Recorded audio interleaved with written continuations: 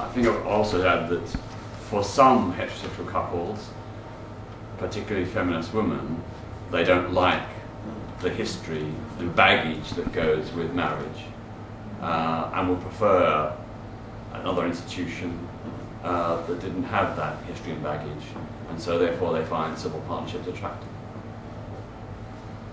I would add that there are couples out there like Tom and Catherine, many more heterosexual couples who do not want to marry but would be very interested in a civil partnership. The government is interested in promoting committed relationships for couples. Why insist that a different sex couple must be in a marriage? Why not a civil partnership if that will bring them greater legal security? Thank you, Simon Hill, Freelance and Ecclesia. Just wanted to ask Sharon, as a Christian wanting to enter a marriage because it's a sanctified stage, what would you say to people who say, well, it's your marriage in the eyes of God that matters, so whether the state recognises it or not isn't the point, that if you go through the ceremony and you recognise it as a marriage, you believe God recognises it as a marriage, why are you so concerned with what label the state gives to it? What would you say to that? Well, as you know, the whole law around civil partnerships was enshrined in a way that there was not allowed to be any reference whatsoever to any faith at all.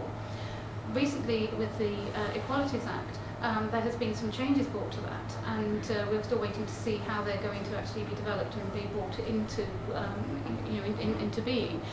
But it looks like there will be the opportunity to celebrate civil partnerships on religious premises now, and to include the odd prayer and things.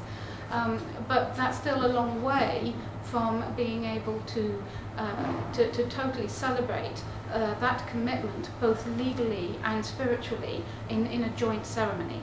At the moment, if you're heterosexual, you have that choice. You can go and have just a civil marriage where there is nothing to do with God in it whatsoever, or you can choose to have your civil marriage as part of a religious ceremony and do the whole thing in one go. As a gay couple, we would have to go and have a civil partnership, and then we would have to go and have a blessing and do two completely separate ceremonies. And that's something that for me is also not acceptable, because we don't have the choice. And I want to have the choice to combine both the legal part of my commitment with the spiritual part of my commitment, that it's all one and the same. It's not, I'm doing the legal bit here, this is the worldly bit, and then I'm going to do the godly bit over here. I don't divide my life like that. And so why should I divide the most important part of my life, being my commitment to Franca, in that way, and say I'm going to do the worldly legal bit here and do the godly bit over there? Those two things have got to come together, and this is the way that I can do that. Thank you. Sorry, can I ask another question? With various religious groups, and for anything really, with various religious groups working to promote same-sex marriage and to allow same-sex marriage in their own religious communities, how do you see your campaign relating to, how do you see the campaign for same-sex civil marriage to be related to the campaign for legal recognition of same-sex religious marriage? Well, for me, there's no way we're ever going to get same-sex religious marriage until we've got same-sex civil marriage. Because if we can't have a civil marriage, we're never going to be allowed to have a religious one. So that's got to come first. I mean, the Quakers and Unitarians are both committed to performing full religious same-sex marriages. So they have a commitment. They want to treat all couples equally, but the current legislation prohibits them from doing so. We see the Equal Love campaign as being part of a bigger, broader, wider process which will help and support their efforts. I mean, on another note, I'm ordained within the Metropolitan Community Church, and a lot of us within that church are licensed to perform marriages, but the majority of our congregations are gay, and therefore the people who attend our church on a regular basis, we cannot perform the most important day of their lives for them, but we can perform that ceremony for people who come in off the street and never bother to go to church at any other time in their lives. This is absolutely ludicrous, and this is why it's got to change. But if we're allowed to, if we get civil marriage for same-sex couples, then this will open up the doors for those things to be able to happen. If I could add a lawyerly note, the question is actually equal access to legal marriage, not religious marriage.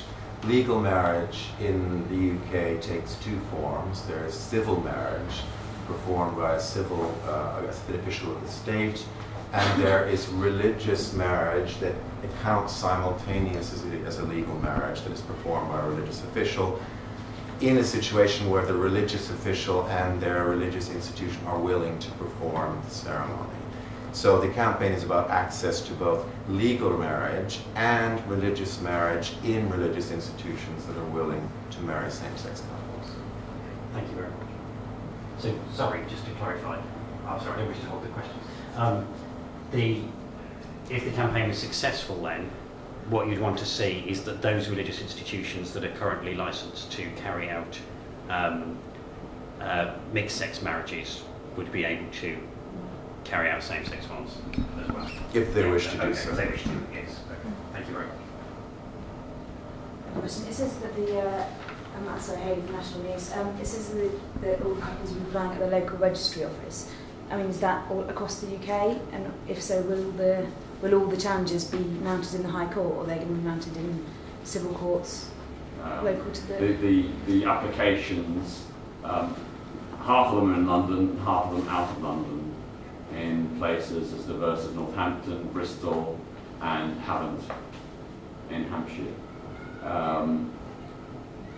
If those couples are refused, as we expect, then we will gather those as a refusal and then make an application to the courts. And one of the options we're looking at is the possibility of bringing a legal case under the Human Rights Act in the High Court. That's one of the options we have.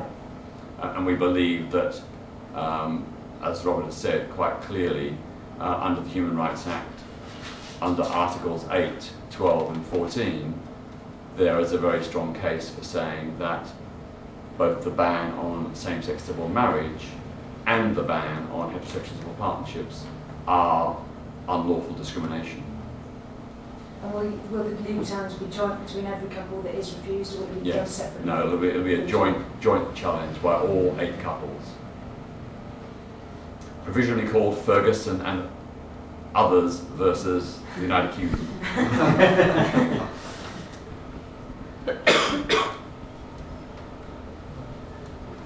Ed Thorns from Church Time. Sharon, I was wondering, level of support of within your church community and the wider church, have you encountered quite a lot of support? Is there also opposition from more traditionally minded Christians? There's always both sides of it.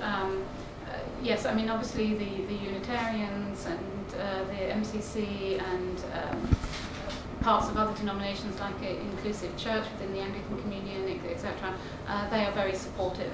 But then, of course, you always have the traditionalists who are totally opposed to what they consider to be gay marriage, and that will obviously continue. Thanks, Peter. I was just thinking something about a passing remark to going and living in other countries. This mobility we now have, everybody moving all over the place. Surely a gay couple can find themselves, I can't imagine, I'm trying to think while I'm standing here, when you go and live in some other country, and your marriage isn't there recognised as you have a civil partnership in Britain. And it's not recognised, I don't know, in France or Turkey or wherever. Is going to cause problems of some kind, or likely to? Well, it already has. I mean, there are many instances of same-sex civil partners who have moved to France or Spain or Portugal and had all kinds of problems. Yeah. And basically, you know, they've found that their relationship is not recognised, their civil partnership is not recognised. And that has all kinds of implications. For example, if one of them dies, I just got an email yesterday from a gay couple living in Spain who are saying that their civil partnership has not been granted recognition by the Spanish government, and that they will face very, very draconian penalties under inheritance tax when they die. This is part of this case, surely. Yeah.